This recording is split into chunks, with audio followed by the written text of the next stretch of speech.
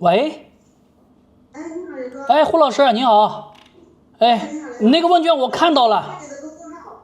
对，哎，你这个睡眠监测我也看了，这个报告我也看了，一般来说啊，胡老师啊，像这种女性啊，就是在我们这个睡眠呼吸暂停领域里面，男的多，女的少啊，总体来说男多女少。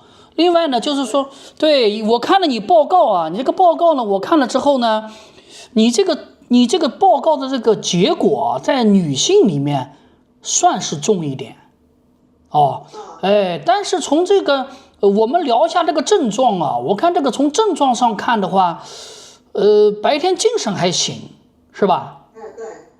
哦，鼻子通气，因为咱们70后嘛，鼻子通气感觉怎么样啊？感觉不是很通畅，有一点费劲儿，就是长期是鼻塞，但是没有流鼻涕、打喷嚏这种现象。哦，因为我听你这个声音啊，还可以，稍微有那么一点点鼻音，你感觉呢？对。是有一点是吧？哦，对。因为我看症状白天精神呢也还可以，这个夜尿频繁的话，这个情况确实是多吗？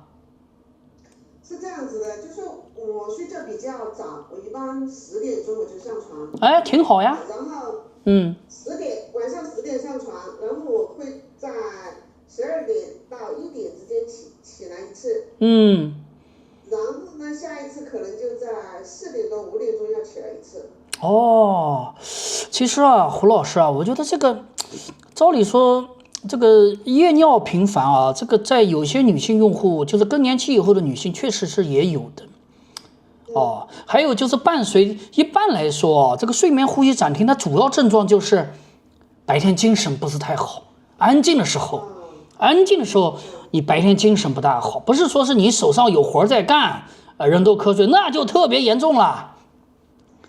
那就很严重了，那是也有那种严重的，也有，但是呢，你这个呢，我觉得，一个呢是呼吸机的谨慎选择一下比较好，为什么呢？因为你这个鼻子如果不太好啊，戴呼吸机有可能会有个麻烦，有可能因为机器是正压通气啊，一个劲的往里面吹，哎，那你鼻子要呼气，你呼的过程中你对抗不了这个正压呀，你就会感觉到风很大或者很闷，有的人就会这么说，哎呀，我很闷，闷死我了。